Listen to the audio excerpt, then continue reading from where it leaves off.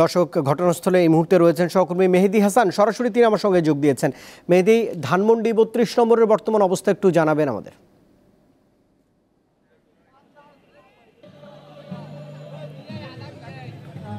রুবায়েত, আমি ঠিক মিরপুর সড়ক থেকে ধানমন্ডি ৩২-এর ভবনের দিকে প্রবেশের যে মূল ফটক, সেই ফটকেই আসলে দাঁড়ানো আছে এবং আমার পেছনে আমি আসলে একটু দেখাতে চাবো, এটা দিয়ে শুরু করি।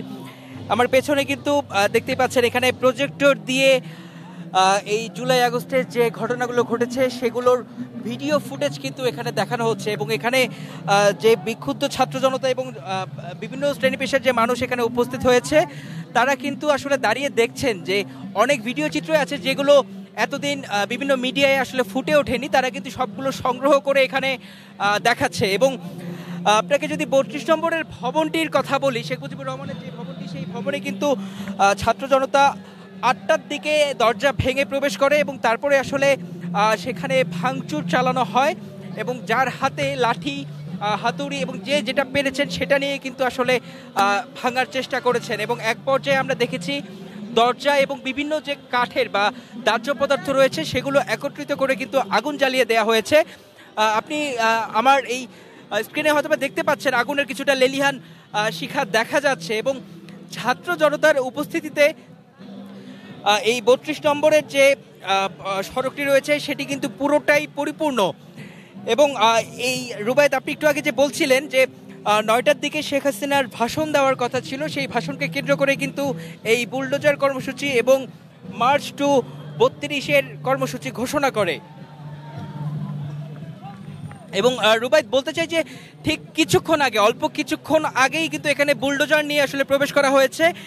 আর এই যে অগ্নিসংযোগ দেখতে পাচ্ছেন এগুলো কিন্তু এই ভাঙচুর চালানোর পরে কিন্তু আসলে শিক্ষার্থীরা অগ্নিসংযোগ দিয়েছে এবং অগ্নিসংযোগ দেওয়ার পরবর্তীতে কিন্তু তারা আর ওভাবে ভাঙচুর চালায়নি এবং এখানে দেখার জন্য কিন্তু অনেক সংখ্যক মানুষও উপস্থিত হয়েছে।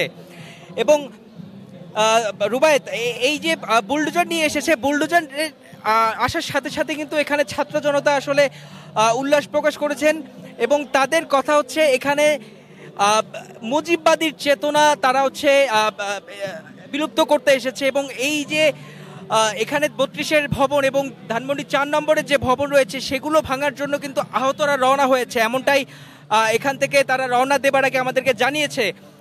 এবং এখনও দেখতে পাচ্ছেন সন্ধ্যা ৭টার পর থেকে শুরু করে এখন পর্যন্ত কিন্তু ৩২ নম্বরের সড়কে প্রচুর সংখ্যক ছাত্র জনতা উপস্থিত হয়েছে এবং এখনও কিন্তু গুচ্ছগুচ্ছভাবে প্রবেশ করে যাচ্ছে ৩২ নম্বরের ভবনের দিকে। এবং রুবায়েত, এখানে কিন্তু সেনাবাহিনীও আসলে এসেছিলেন ঘটনাস্থল পর্যবেক্ষণ করার জন্য এবং ঠিক ভবনের গেটে যখন যায় তখন ছাত্র জনতা তাদের সাথে কথা বলে এবং এক পর্যায়ে সেনাবাহিনী ঘটনাস্থল পর্যবেক্ষণ করে কিন্তু এখান থেকে আসলে বের হয়ে যায়। এবং এখানে কিন্তু পুলিশের সদস্যরাও সন্ধ্যা থেকেই উপস্থিত ছিলেন। পুলিশ সদস্যরা দুই প্রান্তে, এই ৩২ নম্বর সড়কের দুই প্রান্তে অবস্থান করছিলেন এবং তারা কিন্তু পুলিশ সদস্যরা কিন্তু কোনো রকম কোনো বিশৃঙ্খলা বা কোনো বাধা সৃষ্টি করেনি। আজকে যে ছাত্র জনতার কর্মসূচি, সেই কর্মসূচি কিন্তু এখন পর্যন্ত চলছে। এবং রুবায়েত, এই যে মিরপুর সড়কটি রয়েছে, মিরপুর সড়কে কিন্তু এখন যানবাহন অনেকটা মানে কিছুটা স্বাভাবিক পর্যায়ে আমরা দেখছি।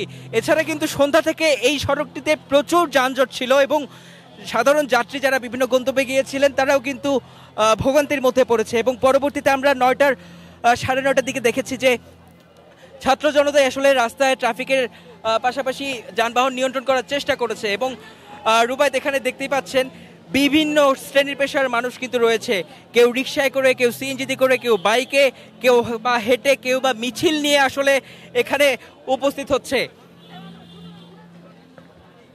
এবং রুবায়েত, এই যে ৩২ নম্বরের যে ভবন, এই ভবন বিলুপ্ত বা এই ভবন ধ্বংস করার জন্য কিন্তু আজকের এই কর্মসূচি ছিল শেখ হাসিনার ভাষণকে কেন্দ্র করে। এবং বুলডোজার যেহেতু এসেছে আমরা আরও সামনে হয়তো বা জানাতে পারবো, তো দেখার জন্য আমাদের সাথেই থাকুন। এই ছিল রুবায়েত আমার কাছে ৩২ নম্বর থেকে। নিশ্চয়ই সহকর্মী যোগ দিয়েছিলেন ধানমন্ডি ৩২ নম্বর থেকে মেহেদী হাসান।